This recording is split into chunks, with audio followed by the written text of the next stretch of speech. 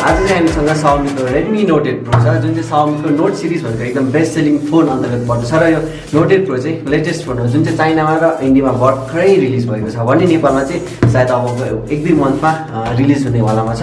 So के box भित्र के छ खोलेर हेरौँ है त।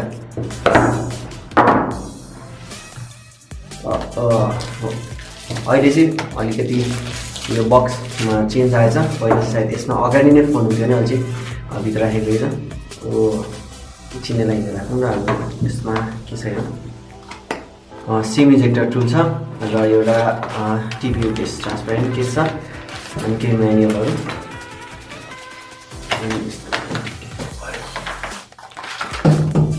अनि यसलाई एकछिन साइड लगिदिउँ यसलाई पनि र यसको डिजाइनको कुरा गर्नुपर्दा चाहिँ लुक एट साइन व्हाइट कलरमा भयो भने साइनिङ चाहिँ लाइट अनुसारको साइनिङ दिँदो रहेछ र कतै येल्लो रेड वाला पनि साइन आइरहेको छ। So you can look at this.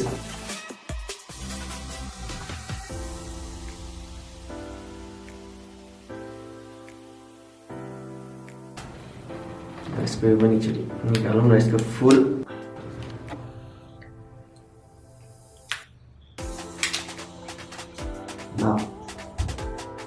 This is the design र यसको डिजाइन चाहिँ एकदमै प्रिमियम हेर्दा पनि फिल हुन्छ र लुक पनि प्रिमियम हो। यो ग्लास बडी हो जुन चाहिँ गोरिल्ला ग्लास 5 प्रोटेक्सन छ र यसको अगाडि पछि दुवै गोरिल्ला ग्लास 5 प्रोटेक्सन हो।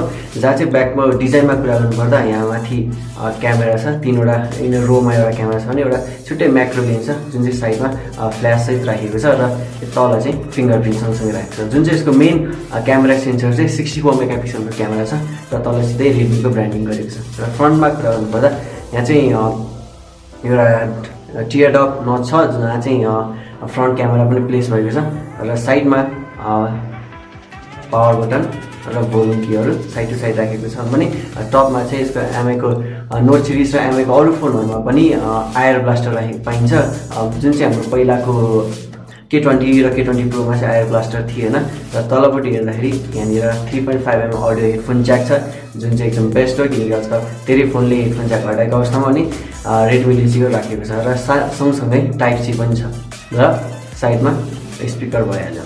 र टाइप सी चाहिँ हाम्रो नोट 7 मा थियो, नोट 6 सम्म टाइप सी राखेको थिएन जहाँसम्म मलाई थाहा छ यो Xiaomi-ले। ल अरू के छ बक्समा अरू पनि हेर्दैछौँ। यसलाई एकछिन साइडमा राखौँ र Xiaomi-को यो चार्जर रहेको छ। यसमा चाहिँ Xiaomi-ले अहिले 18 वाट फास्ट चार्जर राखेको छ जुन चाहिँ फास्ट चार्जर सपोर्ट भएपछि एकदम चाँडै चार्ज गर्न र युज गर्नको लागि सजिलो भयो र टाइप सी कनेक्टर भइहाल्यो एज युजुअल। यसलाई पनि यहीँ राखेँ मैले यसलाई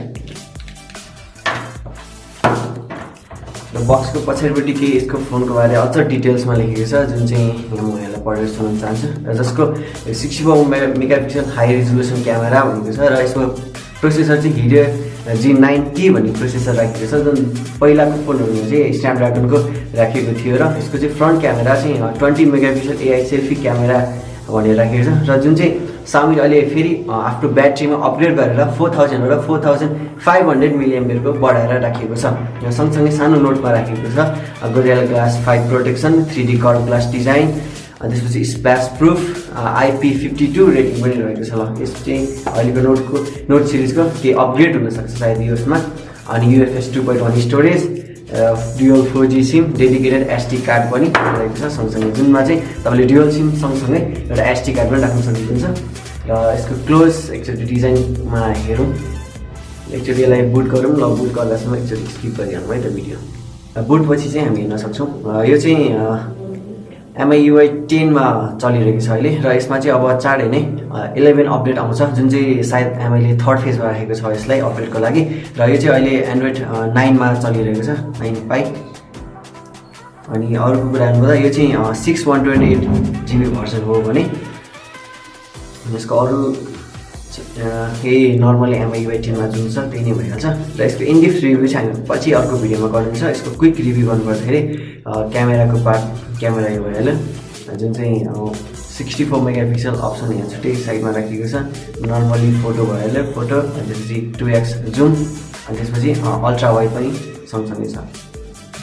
0.6x अल्ट्रा वाइड छ जुन 64 मेगापिक्सलको एकचोटि फोटो खिचेर ट्राई गरौँ है।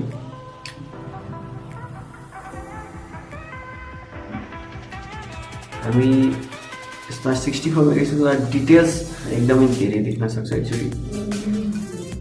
यसले चाहिँ 13 MB को फोटो राखेको छ। सायद यो अझ राम्रो अलिकति ब्राइट लाइट कन्डिसनमा योभन्दा अझ ठुलो साइजमा पनि जान सक्छ भने नर्मल फोटो चाहिँ